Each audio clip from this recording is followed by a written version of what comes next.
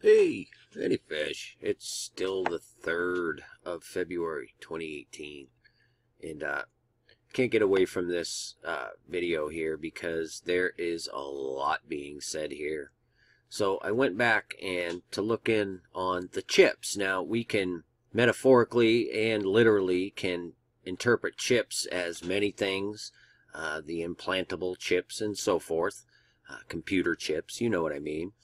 But what I did was I just went and I threw it into the gematria because that's just what I was led to do. And as I'm looking at the results, you can see some of the matches that it has.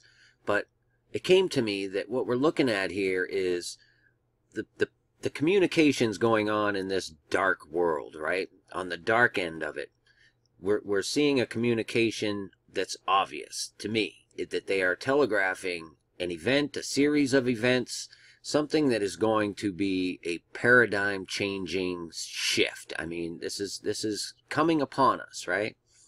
So I look at the factions that are communicating here, and you're dealing with all of it. You're dealing with the synagogue of Satan. You're dealing with the Illuminati factions. You're dealing with the dark royalty. You're dealing with the Masonic factions. So gematria is just way too tricky. I mean, you have your Jewish Kabbalah brand of gematria, which is the Jewish, and then you have your English, which runs on the 6 system. In other words, each letter is a series of 6. A6, B12, C18, D24. This is medieval. This is more of the Illuminati, Masonic, and more modernized version of what they use. Okay, there's also the thelemic system that they use because that's who they learned from. Their buddy Aleister Crowley came in and basically reshaped their little system. Okay, now I'm gonna just show you what I came up with here, and it's pretty interesting because when you take all 3 of these secret communication systems with the word chips and you add them all together, you come up with exactly 555. Now, what is the number of grace? 5. If we got 555, are we looking at triple grace? Are we looking at, what are we looking at is the question. Okay, is the grace now out of reach? It's gone. And it's not coming back. Therefore, the people rent their clothes. You understand what I mean? Because they now realize that they have been left behind.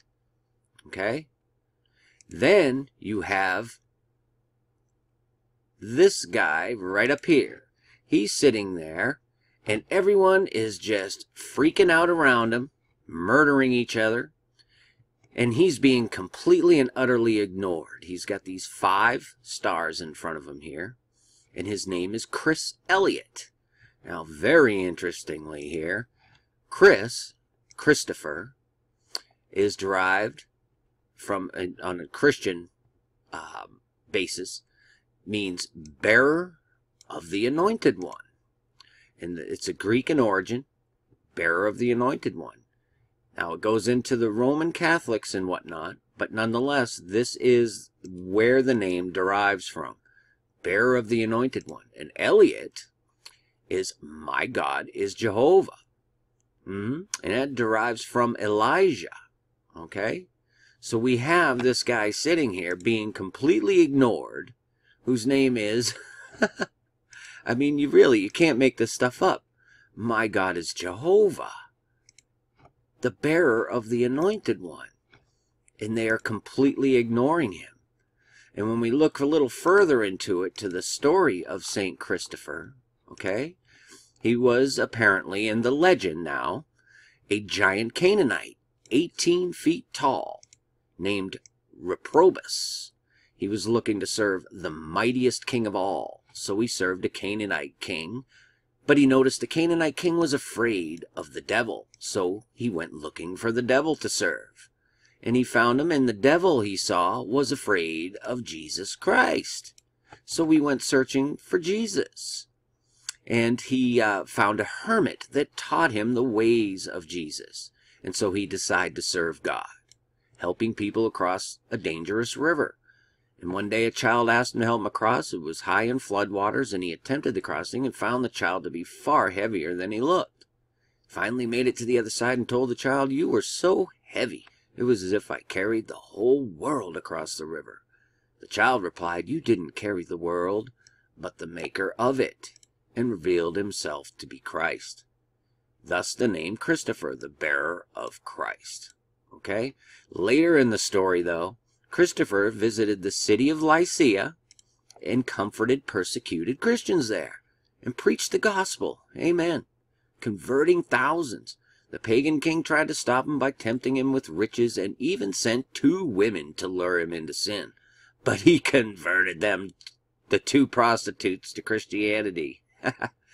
And the king finally had him captured and beheaded. Really?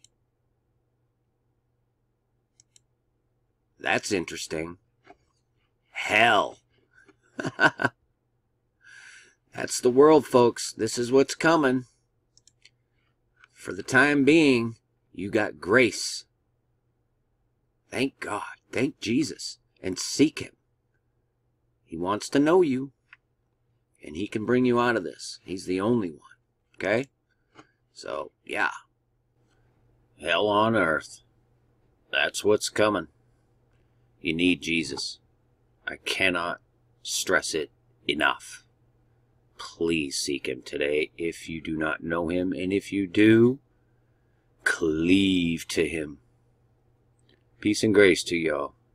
Any fish. Finally, my brethren, be strong in the Lord, and in the power of his might. Put on the whole armour of God, that ye may be able to stand against the wiles of the devil.